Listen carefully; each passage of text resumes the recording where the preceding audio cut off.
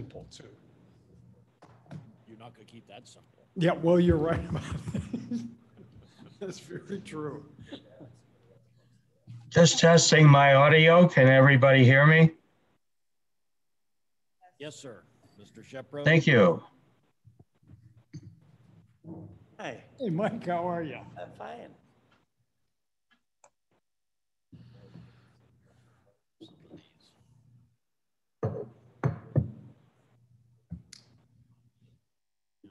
Did you see Shawn Michaels was nominated?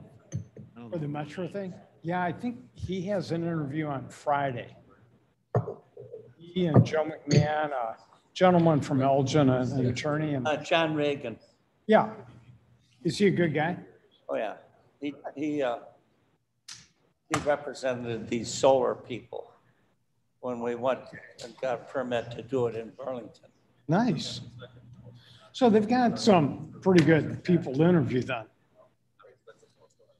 Yeah, I've known Regan for 25 years as he's a very distinguished but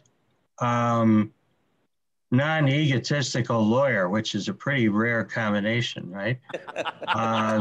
Aren't those kind of mutually exclusive terms, Scott? Normally, yeah. I mean, you know, if you were back in learning new math, you know, the overlap of those two sets is pretty tiny. Just a very good guy. I worked with him on the I figure we're all good still. co-founder of the Municipal Law Committee for the King County Bar Association. Mark came from. Pardon me? He joined Huck Bowman Oh, in Elgin. All right. Good morning, everybody. The hour being 9:01 a.m. on Thursday, April 22nd. I call to order the Public Service Committee. My name is Werner Tepe. Can we have the roll call? Gopi? Pope is here. Brown? Here. Leonard? Leonard here. Lewis? Shepro? Shepro here. Sturgis? Pirog? Although not on the agenda, do we have anybody here to make public comments or anybody online? Okay. Would you come up to the podium and state your name and address, please? Good morning. My name is Cheryl Blake, and I reside at 108 St. Charles. Microphone. Hold on, we'll check the microphone. Check. There we go. It's working. Hi, thank you. I'm a community resident. My name is Cheryl Gray. I reside at 108 Shoreline Court in St. Charles. Thank you.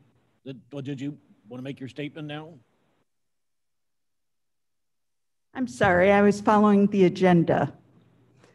I understand. I just said it wasn't on the agenda at this point, but I thought I'd start it off with public comments if we could.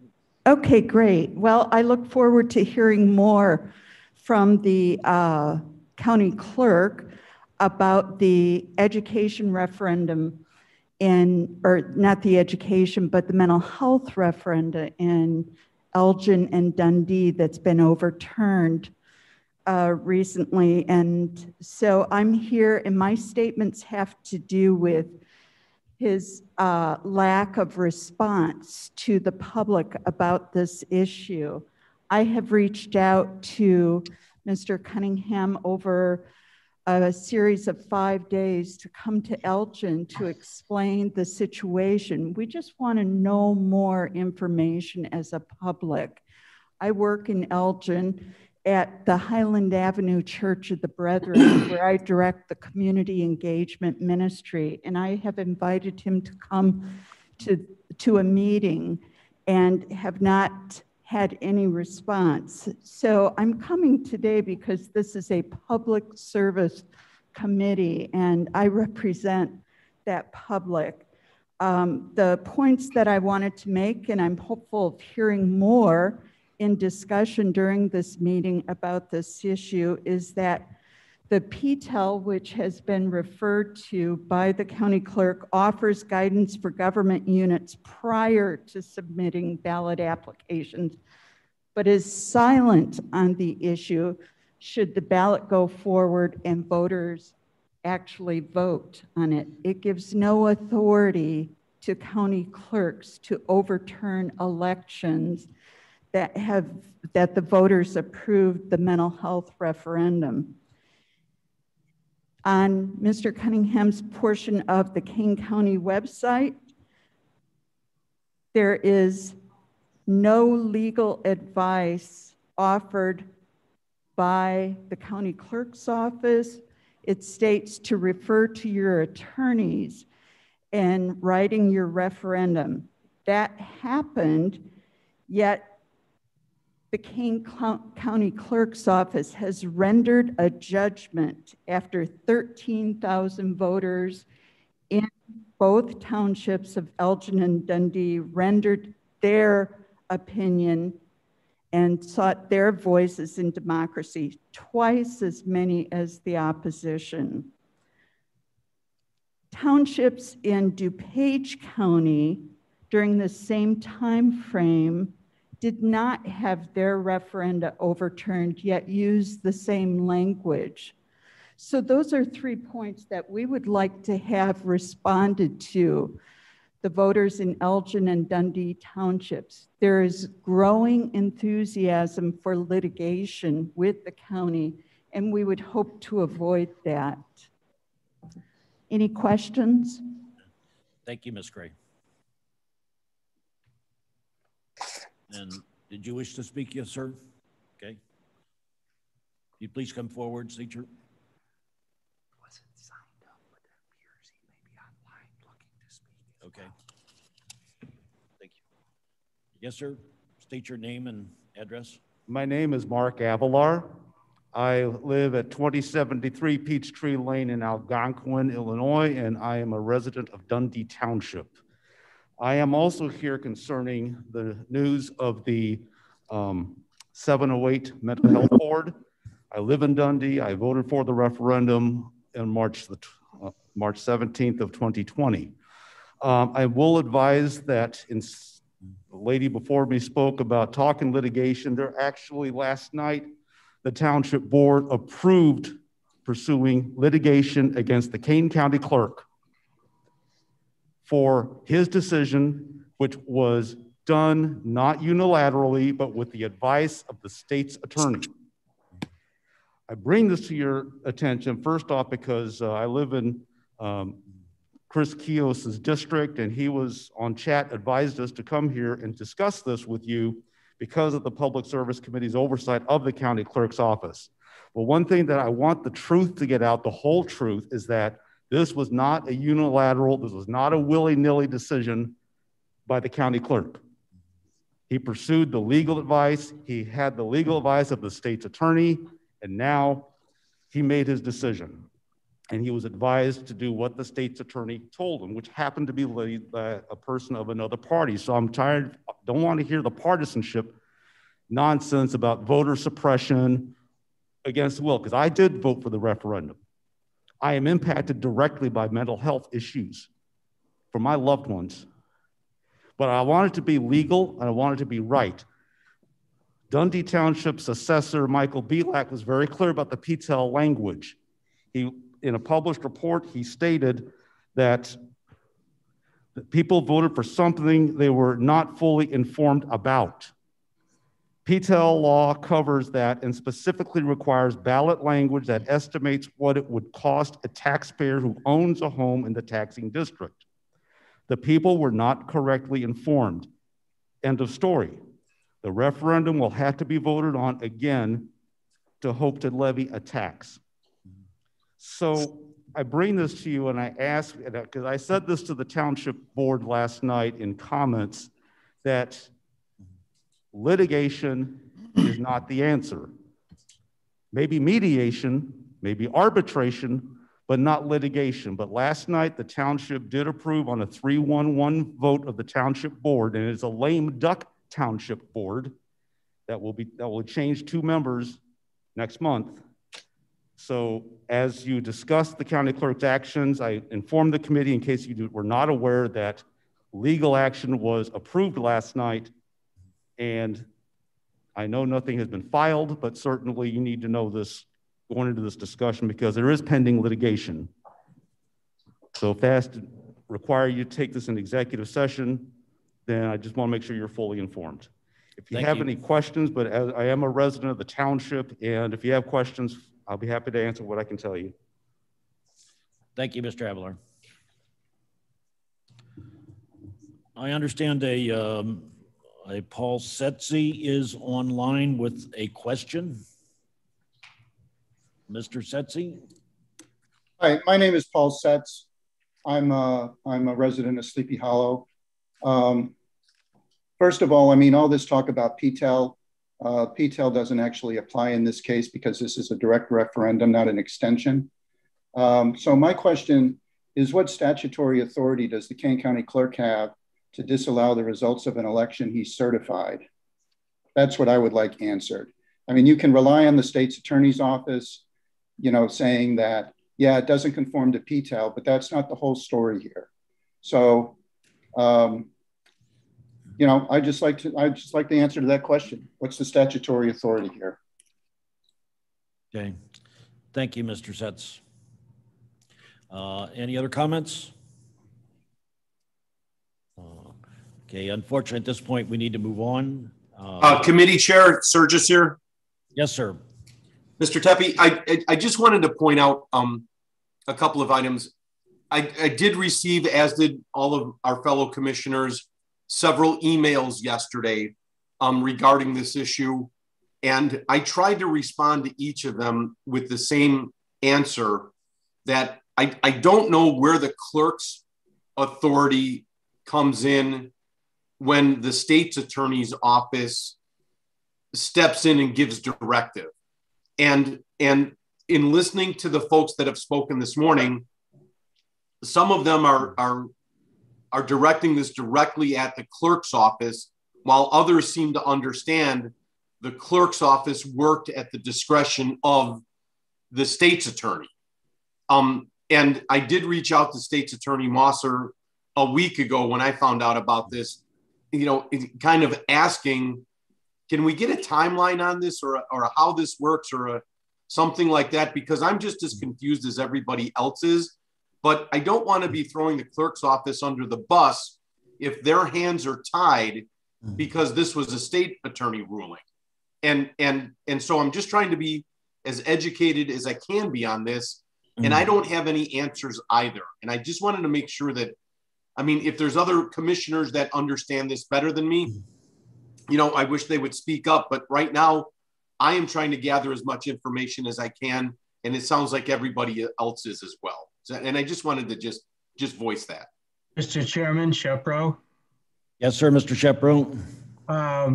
I think that this is very likely to come up during the county clerk's report, because I'm going to ask about it as well.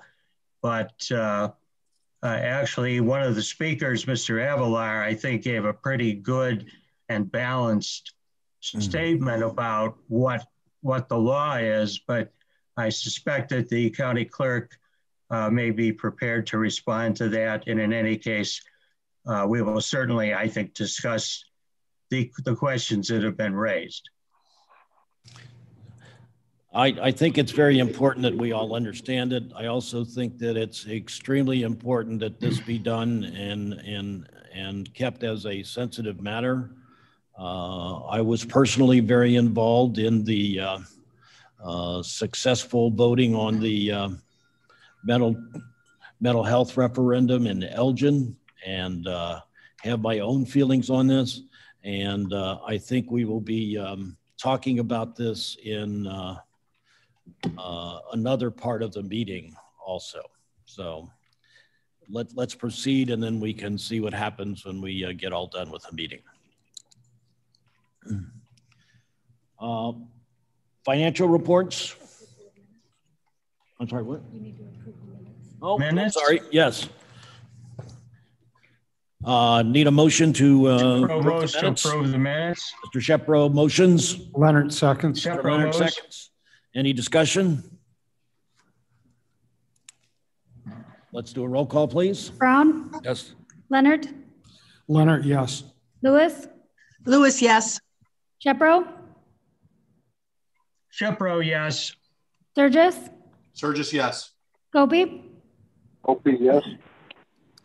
Cheppy, yes. Okay, now we can go to financial reports. Do we have anybody online to? I think they're on file. They're on file. They're on file. Okay. The recorder's reports. We have that online. Okay, no questions on that. Our treasurer's report. There we go. Here we go. Good morning, everyone. The county clerk has extended to us $1.4 billion. We have taxable parcels, 189,466. Our tax bills will be in the mail Friday, April 30th. Our due dates, as we stated before, June 1st and September 1st. And we have the different methods of payments. They can be put in the mail. They can be paid through our website at kanecountytreasurer.org. Online, you can pay through eCheck, which is a free service. Credit card, which has a convenience fee of 2.35%. Debit card, convenience fee of 1.15%. And we have some banks, branches that collect for us. We have a listing on our website. We have a drop box behind Building A, and people can come in person, but we discourage due to COVID-19 yet, so our service is limited. We will see how it goes throughout the collection for in-person payments. Okay, thank you. Thank you. Any questions, comments? Thank you very much. Okay. I have a question, Mr. Chairman. Absolutely, Mr. Shepro. Yeah, I assume the tax bills that are about to go out, well, I shouldn't assume it. Will those contain the line item for the Elgin Dundee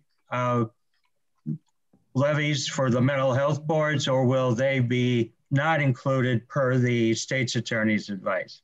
They will not be included. Ask that. And I do that answer. And I believe they're scheduled to go out on the 30th. Correct. They're already at the printer print shop. Thank you. Okay. Supervisor assessments, Mark. Good morning, members of the committee. My report begins on page 34 of your packet. I want to note a couple of things before we get to the resolution that is also attached to this agenda item. First of all, the quick guides to property taxes, things that are produced annually with new information about property taxes. It's a joint effort of my office, the clerk's office, the treasurer's office, and the Township Assessors Association. They are nearing completion. We have a few last minute items to update, and then those will be published. If any of you would like copies of those for your constituents, please email me and I will make sure that those quick guides get out to you so you can distribute them to your constituents as you need be. I'm going to direct your attention to page 34 of the packet, where we have 2021 projected equalization factors. Those are the ones that are on the screen right now. Now, projected equalization factor is the result of a 3-year sales ratio study. I'm not going to get into the math this morning too deep. If anyone is really interested in the math, I would be happy to walk them through it. Essentially, what a projected equalization factor is what will need to happen to bring an individual jurisdiction's level of assessments to the state mandated level of 33 1/3% of fair cash value. So, for instance, in Hampshire Township, you can see a factor of 1.0281. That means if the township assessor makes no changes, then each parcel in Hampshire Township would be increased by a factor of 1.0281. There are a couple of statutory exemptions to that. Farm parcels, for instance, are not included in equalization. And you can see the various changes throughout the county all the way through. Now, this same study is going to be repeated once the township assessors changes are certified to my office. The first township I anticipate receiving is Blackberry, which should be coming in about a week. So by that point, we will start rerunning these, and then we will have final equalization factors. You can see where that column is going to be a couple over. So when I'm going to update you each month on this, you're going to see a date that the assessments are certified, the final equalization factor, and then a final filing deadline. There's a URL at the bottom of that page. So that would be the live update of this information, which you can go to 24/7, 365. The third is we are well into working on plans for the reopening of public access to Building C. Yesterday, the Kane County Health Department did a walk through the public areas, gave us some counsel on that. We're converting that into a written document. Part of the problem we have with updating it is we're trying to work on what the capacity limits are. And right now there's no control to entering the building. Here in Building A, there's one public entrance. That public entrance is monitored. Building C does not. It has two public entrances. Theoretically, we could reduce that to one, although that would also mean the one would have to be the accessible entrance, which means the entrance that faces the whole rest of the campus would be the one that would have to be closed. Additionally, capacity limits are a concern. How we interact with people in the building is a concern. And so we're working on a plan with all of the occupants of the building. If we go to the bridge phase, those plans will likely change, although the health department informed me that the bridge phase, which is the next phase after phase 4, the guidance for that has not been fully formed yet by the authorities above the level of the county level. And then of course, phase 5 is fully open. So we're still working on that. We also have some alternative contingency plans we're working on, especially dealing with the busy season coming up with tax bills coming out. Now, one problem of sending you this report on April 13th, which is the date I filed it, and today is, it's sometimes out of date by the time you get it. So I want to update you on one thing that I would have included in the report but did not. On April 20th, the Illinois General Assembly addressed in the House Bill 3289. Last year, I authored legislation that was adopted and placed into law that would allow a 1-year rollover of certain homestead exemptions that require annual recertification. That would be the senior freeze, the homestead exemption for persons with disability, and the standard homestead exemption for veterans with disabilities. Now, this year, we had legislation that was in the lame duck session in January. It passed out of the Senate. It did not make it out of the House in time before adjournment, so nothing happened. On April 20th, that's Tuesday of this past week, the House passed unanimously the same version of that legislation for 2021. Now, this legislation, it was in both years, was something that you could opt into. So each supervisor of assessments in each county could opt into this or not opt into it. Now, one of the reasons this was important last year is because when March happened, everyone was caught off guard. This year, we're prepared. In fact, right now, we already have 23% of our senior freezes from last year already in, fully edited, approved, and entered into our system. We're moving ahead very rapidly with that. If this legislation passes and becomes law, it is unlikely to be final before sometime in June and may not be August. So if the question is, are we going to adopt it? It's certainly something we'll take a look at if it becomes a law. But if we're so far along that almost everybody is already done by the normal process, we'll probably stick with the normal process because that's the one that's probably the most fair to everyone. Last year, it was trying to draw a balance between having to interact with so many people in a time when we weren't prepared to, and the fact that if somebody gets an exemption that they're not entitled to, it doesn't mean the government gets less money. It means every other taxpayer pays more. We want to be very well aware of that. We certainly want to support exemptions for low-income seniors, but there are low-income non-seniors who will have their taxes raised if high-income seniors also get this exemption. So we want to look at this very carefully as it happens and take a look at the facts when it is an option. Right now, it is still not an option. I'd be happy to answer any questions on my report before going into the resolution that's there. Yes. Mr. Armstrong, Shepro. Ms. Pirog? Hold on just a second, please.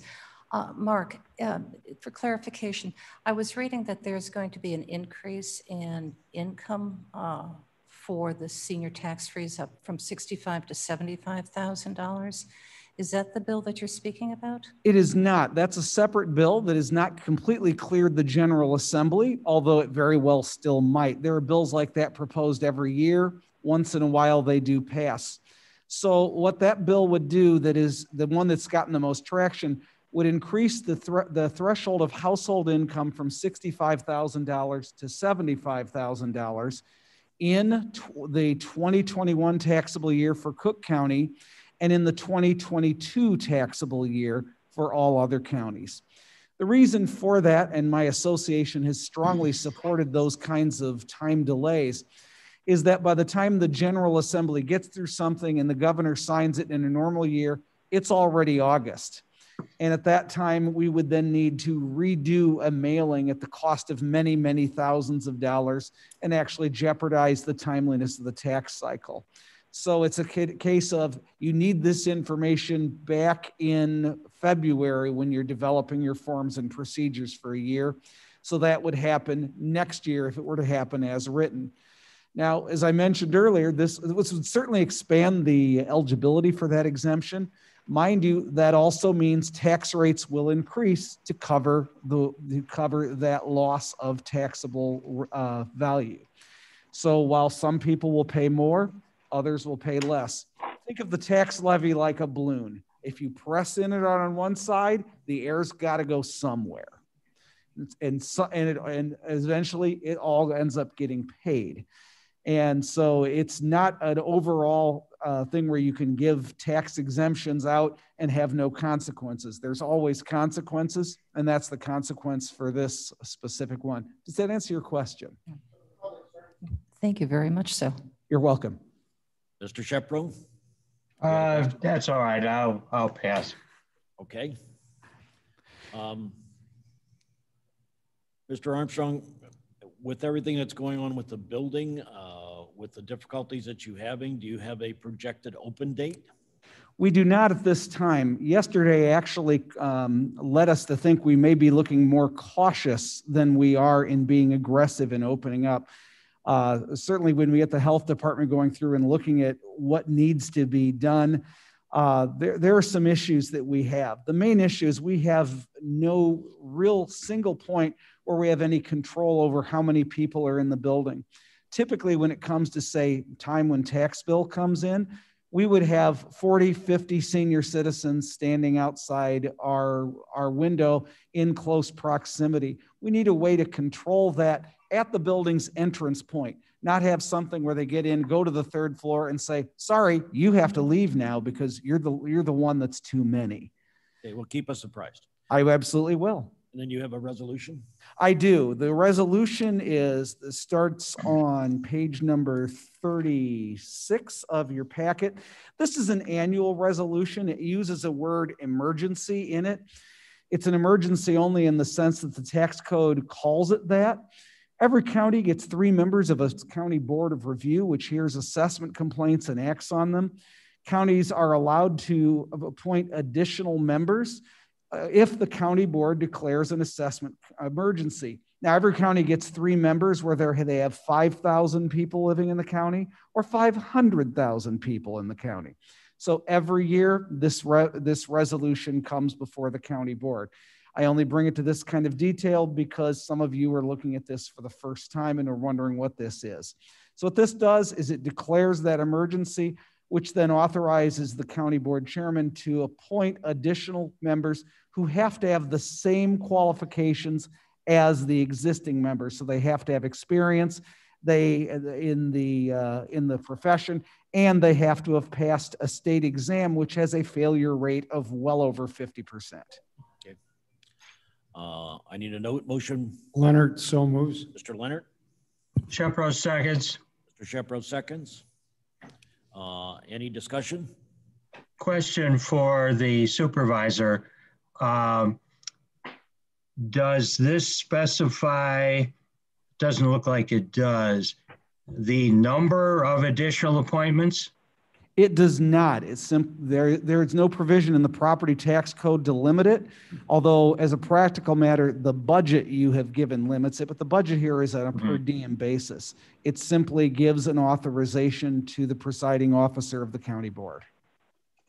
Have you in the past rendered advices to the number of needed additional people to get through the docket in a timely fashion? Well, since by the time we need to know how many we need, it's too late to make the appointments at that time. What we've typically done in the past is recommended that all who are statutorily eligible be appointed, and then we call them to serve as needed based on the workload of the Board of Review. Thank you.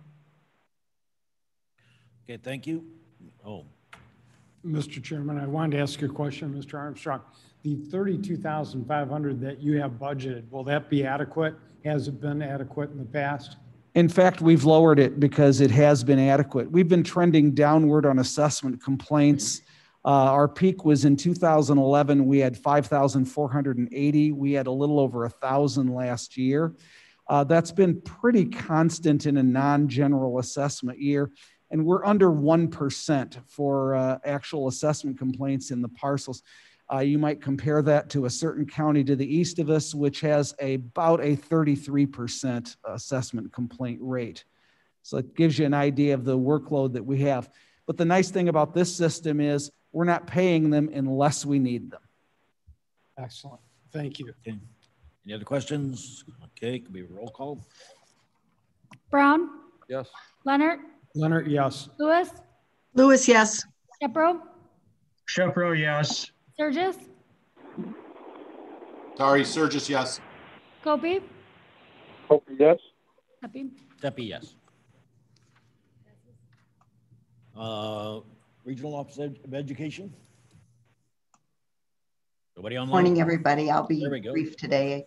Seems like we're going a little long, so I'll be brief. We have opened up schools to most of our students now. However, we are having extreme difficulty with the, even though we can sit within 3 feet of each other now, we still contact trace at 6 feet. So for example, 3 students were tested positive, 150 students were quarantined for 2 weeks because of those 3 students. So it's difficult to keep everybody in school with the current contact tracing regulations. I also wanted to make you all aware that on Friday, April 30th, we will be hosting a virtual Educator of the Year banquet. I don't know if any of you have attended in the past, but normally it's out at the Q Center and we have 800 to 900 people to celebrate educators in Kane County. The pandemic makes that impossible this year. So I am going to put a link in the chat that will allow you to watch the celebration virtually. Next Friday, we begin at 5:30. And that's all that I have. Thank you. Any questions? Right. Guess now it's time for the county clerk. Brian, Mr. Pollock, how are you? Good morning, everyone. How are you doing? You have a copy of our report. Do want to point out a couple things. We are starting to move a little bit more in the right direction when it comes to revenue. This year, our passports are actually above last year at this time. We're starting to see an increase in individuals coming in to apply for passports. Marriage licenses are starting to come up a little bit, especially as the courthouse is now slowly reintroducing the marriage ceremonies. So we expect that to continue as we get into the high season for weddings normally.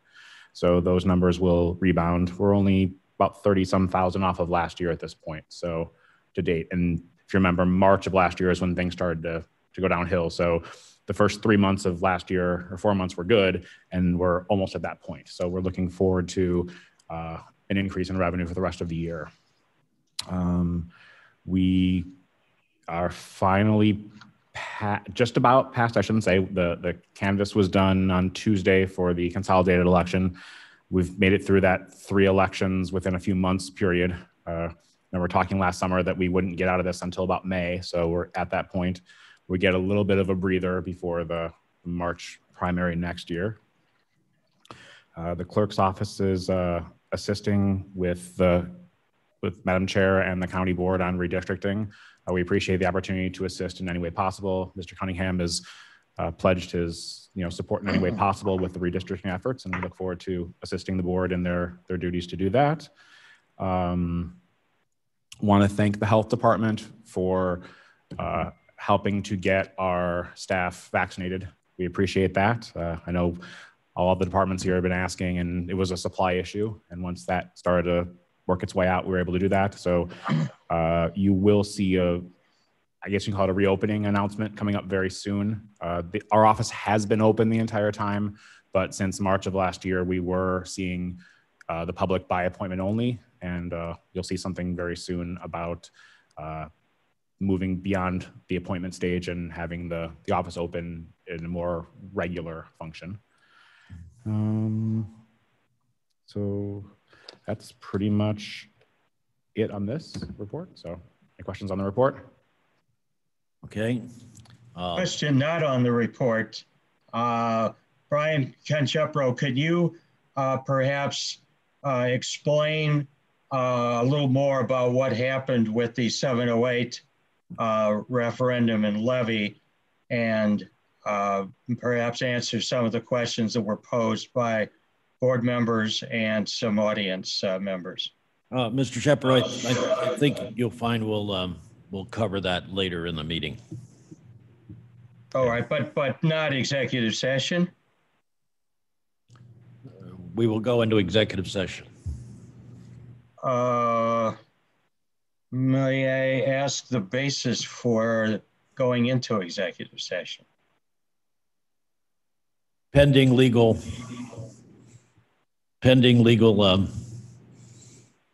situations.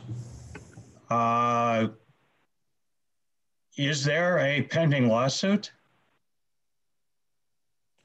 There are not a pending lawsuit, but there have been several lawsuits that have been told that they will be created, and wanted to make sure that we were all informed based upon that. Okay, I guess I'll just wait for my objection until we get to that. Okay. Any other business? Then we've reached the point where I'd like to go into executive session based upon pending legal matters that will be affected by this committee. Leonard moves. Have a second? Lewis seconds. Lewis seconds. Any discussion? I don't believe that this, the exception under the Open Meetings Act is for litigation. If it's not filed, then the other exception is litigation which is imminent or probable. And the basis for why it is imminent or probable needs to be placed on the record both before and after you go into closed session. And I do not believe that the fact that a citizen said, or even the Dundee Township voted to file, would really meet that requirement. Obviously, the state's attorney may have an opinion on that. But normally speaking, I mean, for example, have we received any correspondence, letters, email officially from Dundee Township with respect to their intentions? Fortunately, the Is that my state's attorney, opinion? fortunately, the state's attorney is here. Ms. Musser? Thank you, Mr. Tepe. We have not received any formal communication that somebody intends to sue. We have received a lot of communication that has made allegations towards it. And I believe the communication that we learned today, that a vote was held yesterday indicating that there was going to be the vote was for the filing of a lawsuit, meets that exception. Thank you. Okay. Welcome. May I have a roll call? Wait, I have one more question. Oh, Sturgis. yes, Mr. Sturgis.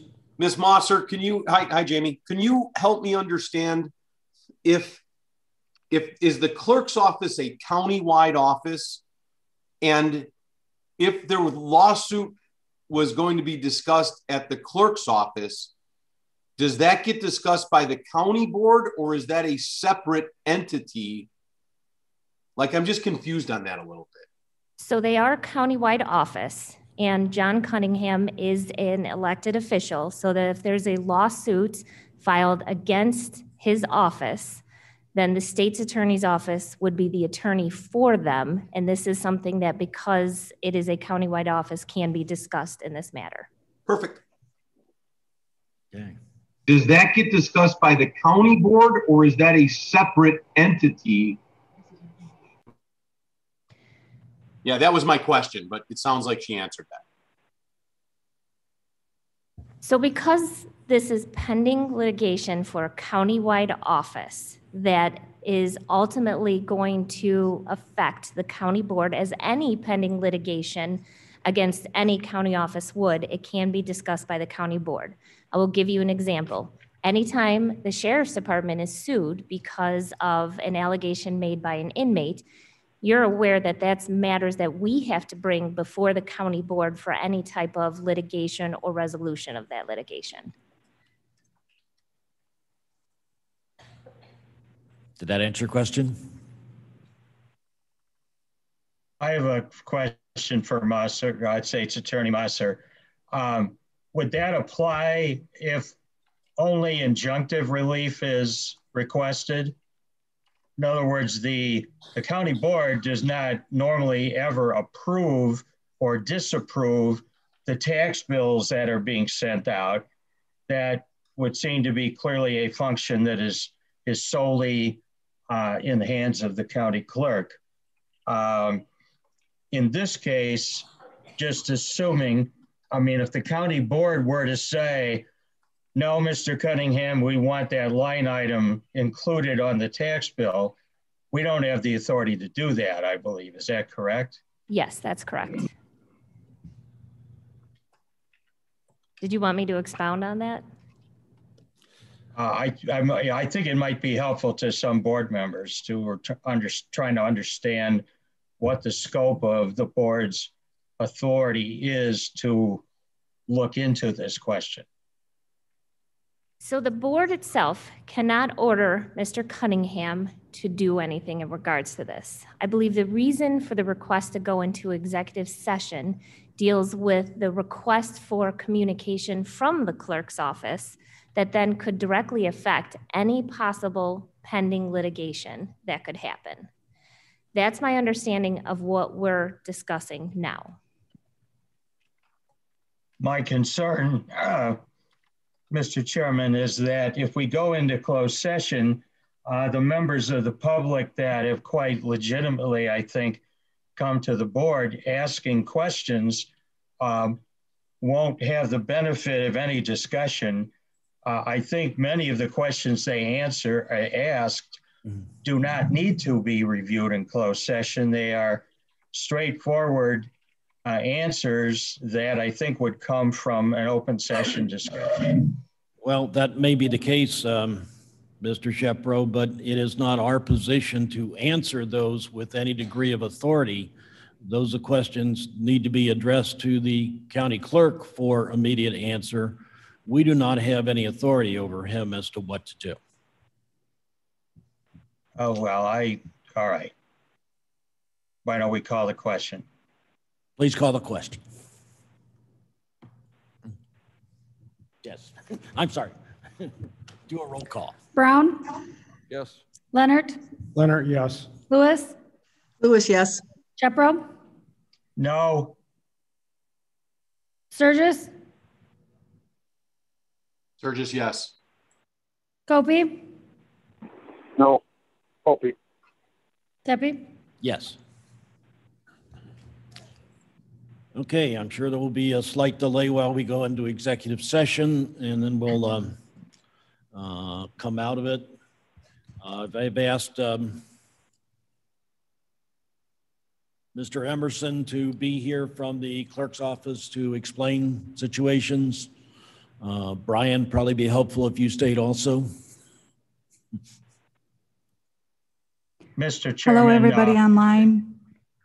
Is it likely that we are going to come back and have any open session discussion, or should we let the members of the public know that they need not stay I think that around? is quite likely. So the public that are here will have a way to stay connected and get back when the time comes. You're more than welcome to stay outside the room, and when we come out of executive session, we will do such. Okay? We appreciate your comments and your understanding. Everyone online, please accept your invites. Where's Mavis? Where's Mavis? My day. Yeah.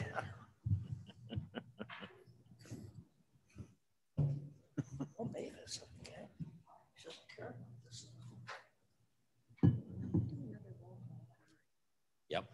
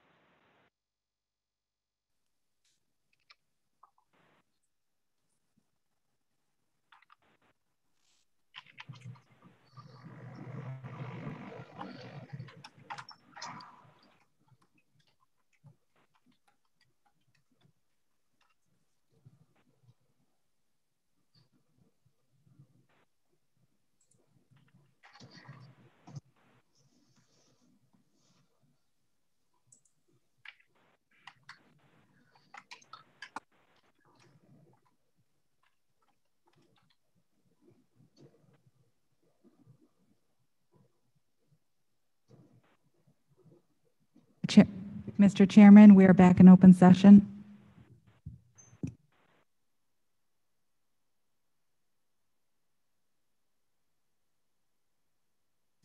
Okay, thank you. We're back in open session. May we have a roll call, please?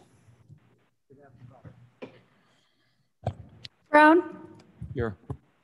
Leonard, Leonard here. Lewis, Lewis here. Shepro, Shepro here. Sturgis, Present. Gopi, Gopi's present. Pepe. Here. All right, thank you very much. We're back in open session. We'd like to first ask Ms. Moser to share with her her opening comments when we went into executive session so that it can be on the record and so that everybody can hear it. Thank you. Thank you.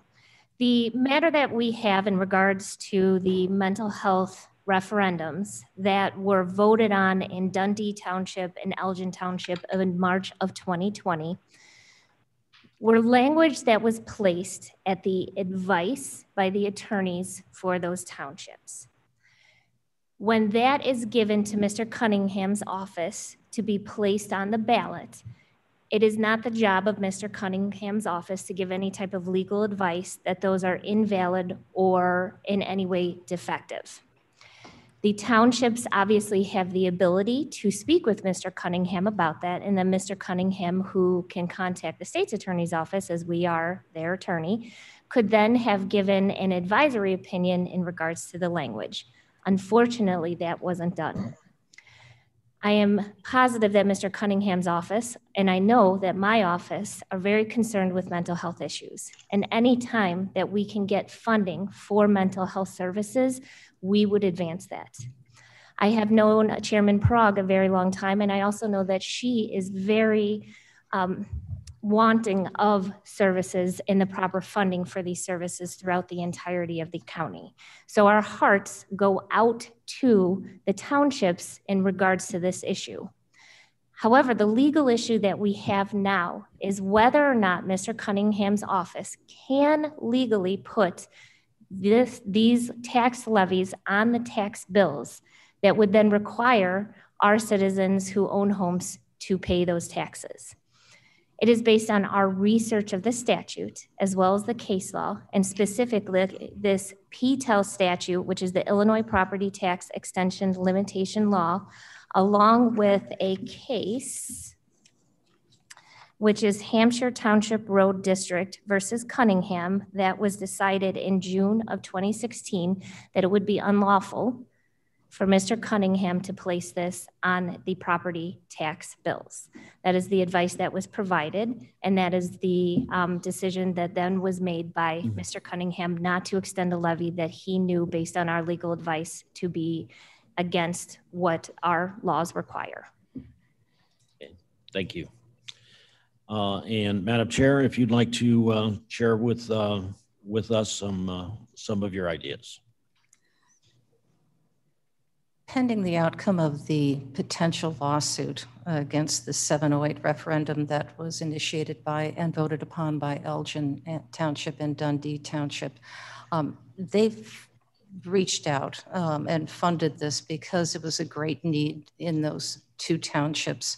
But pending the outcome, this is a need that is not going to be going away. And as we've seen the growth of our opium addictions, which are a call out for mental health issues, having witnessed, and I think we've all witnessed, individuals who could really need our services. I was explaining that in St. Charles Township about a week or so ago, I saw a gentleman, and I actually wanted to stop, who, and I did not, and I felt guilty about that, who was a man with developmental disabilities sitting on the side of the road.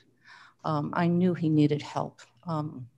And all I could do at that point was just call the police to see if someone could come get him. But then I thought, well, he's a man who he's sitting on the side of the road, and I wished him no harm. These are critical needs that the county has to address. And I know that previous boards have taken a look at initiating a countywide 708 board. I know the pullback from it. It would be something pending this litigation, potential litigation, and the outcome of it and the decision that is made by the court. I would encourage the board to reconsider and with an opt-out policy, bring it up to the voters for their consideration. Okay. Thank you, Madam Chair. Okay, any other business? Just a quick comment. Yes, sir. Mr. Shepard. I heard somebody else asking too. I'll defer to. Who else? I missed it. Okay. I just, oh, sorry. Go ahead, Tom. Hi. Oh, Mr. Copey. Yeah, thank you. Questions for Ms. Perot. The portion of the discussion about marijuana legalization, how was that pertinent to the discussion of the 708? It was addressed at a previous meeting that the potential use of cannabis is used as a mask to support mental illness, as would be liquor.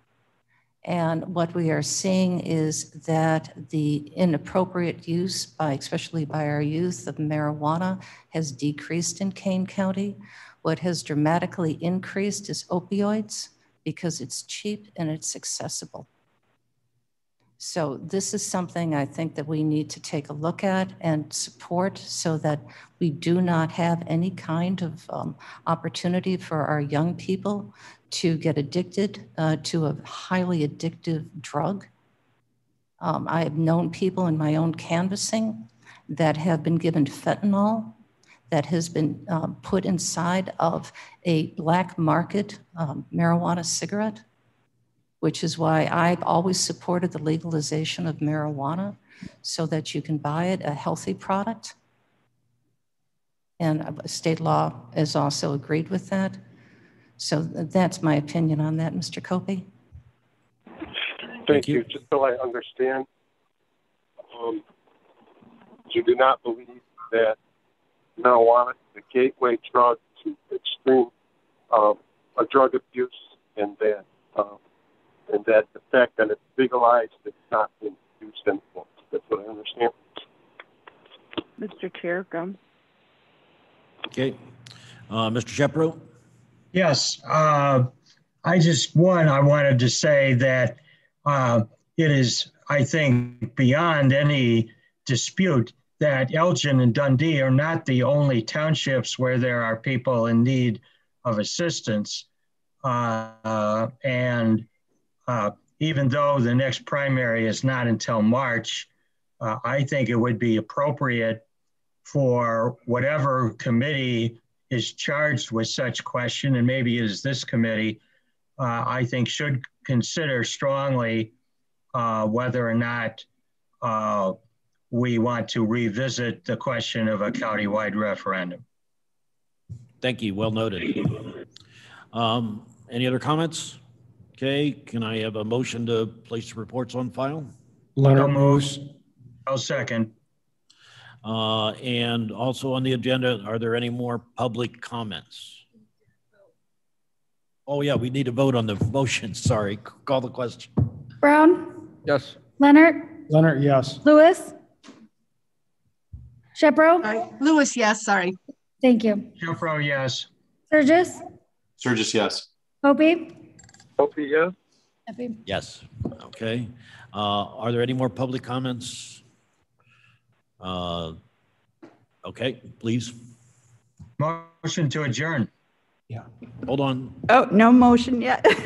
My name's Cheryl Gray, 108 Shoreline Court in St. Charles. Again, I would ask that some communication go out to the voters in Elgin and Dundee Township. And so I'm requesting that you ask the county clerk to send out communication about this action. The voters are expecting that they are now funding the mental health initiative in Elgin and Dundee. So it would be appropriate for them to be updated on this. Okay, thank you.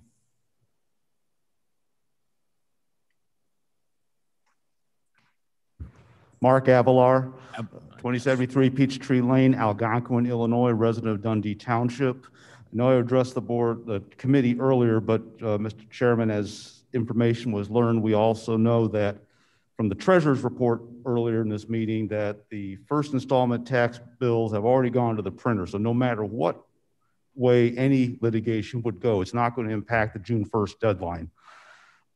Given that additional information, maybe if this approved action of Dundee Township's board from last night, maybe reminding and allowing the incoming boards, I've mentioned the supervisor is going to be switched out next month in Dundee along with a new trustee. And my understanding, Elgin Township, the entire board's being switched out. Maybe as the incoming boards, instead of a lame duck board, maybe if they reconsider, maybe there's some way to avoid the litigation and avoid the cost to it, and then let those boards work this out without having to go to court and without having to fight the county. So I just point that out, and thank you for the additional information. Ms. Monster, thank you for the case law.